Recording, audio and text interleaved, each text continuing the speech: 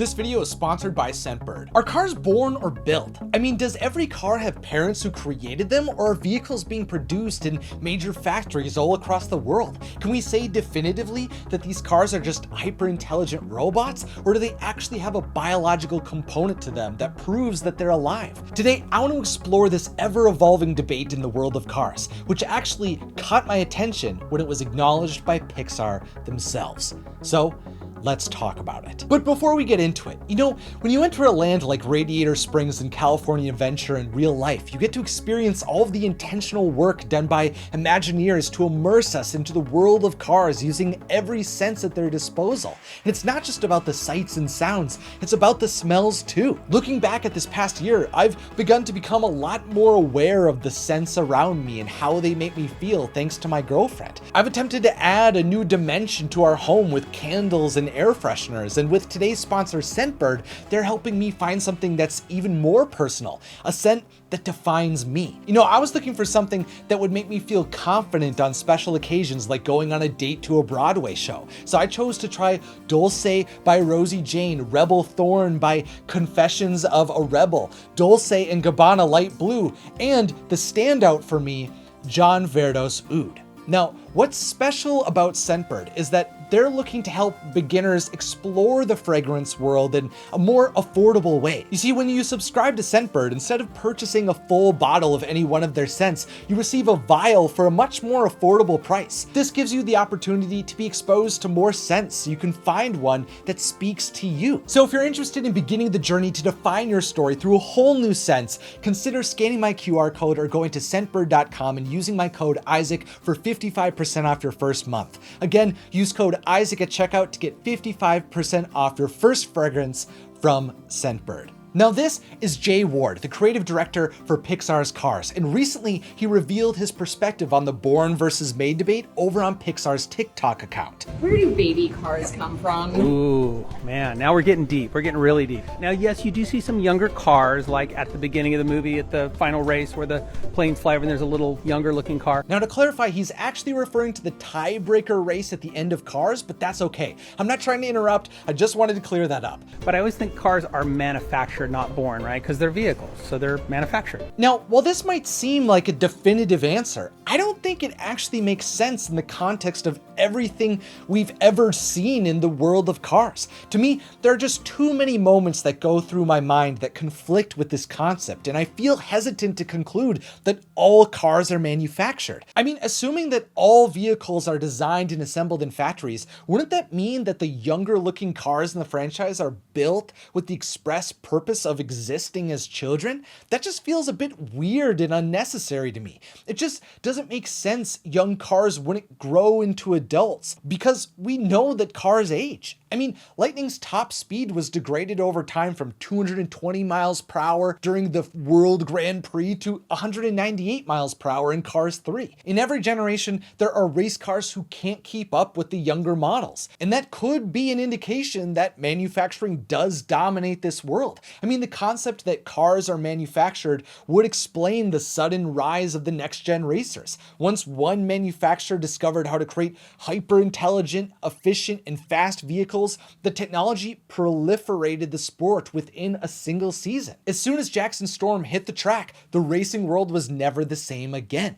But race cars are not the only vehicles who have been shown to age. Back in Radiator Springs, we can see Lizzie going through a similar struggle. While Lizzie was once a leader of Radiator Springs as the wife to the town's founder Stanley, today her mind, her memory, and her hearing comes and goes. She's deteriorated, and we know where this leads. Stanley and Doc Hudson have both died of old age. Every car breaks down over time and needs new parts to keep going. But mechanical intervention can only go so far in this world because cars are more complex than simple machines.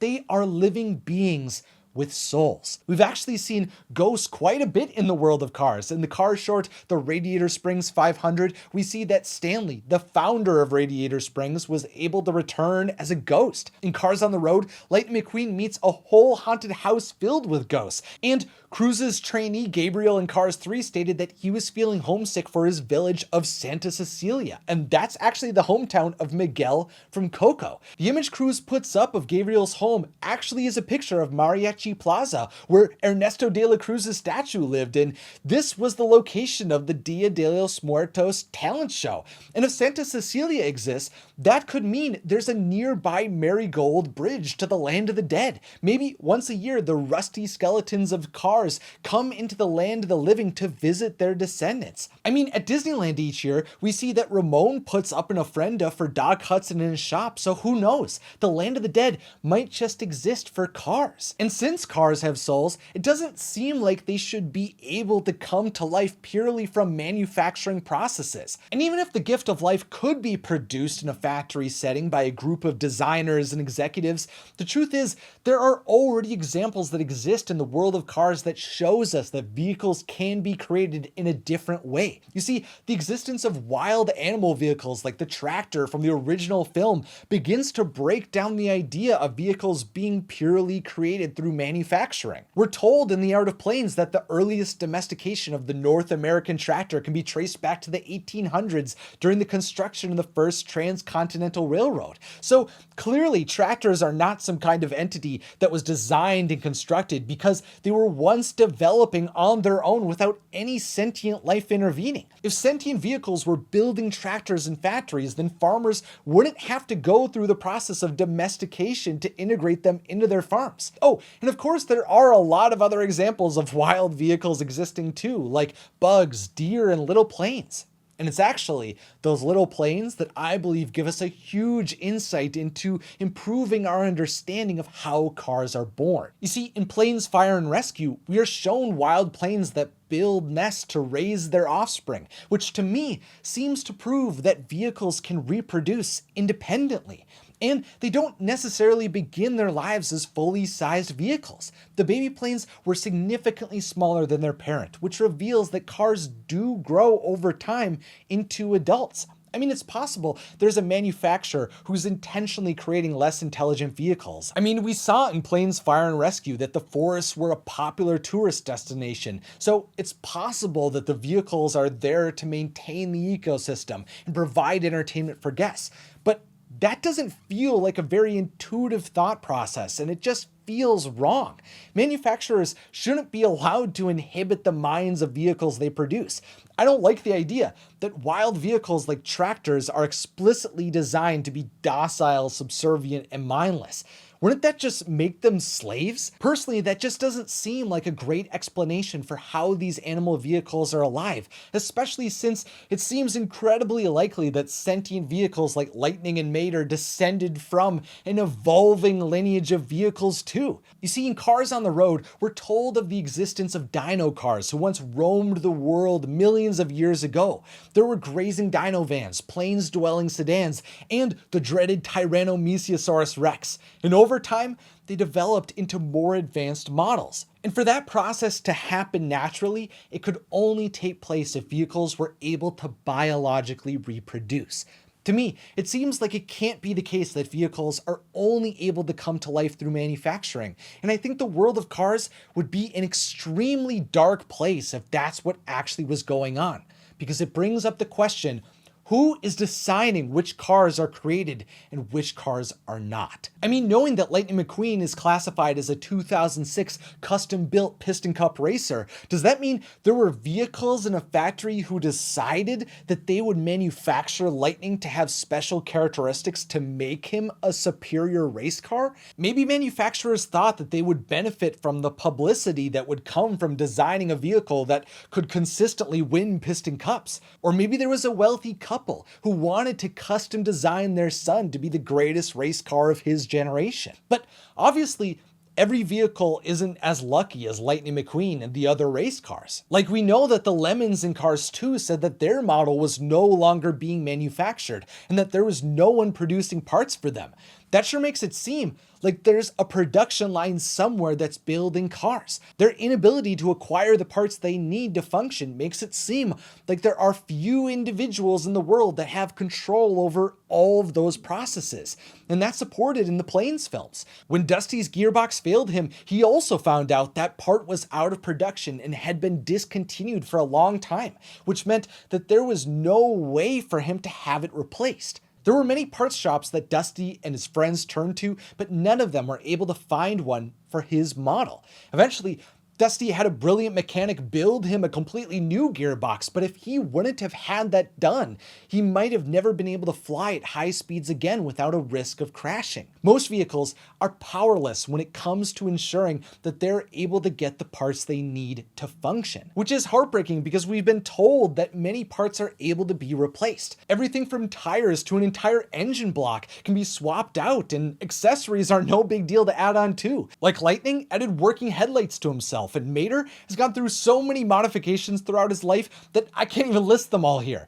I mean, at one point, he even added wings to himself and was able to fly. Everyone even believed that Miles Axelrod was able to convert himself from a combustion vehicle to an electric car. There seem to be no limits as to what is possible, as long as a car can actually get a hold of parts that are compatible with them.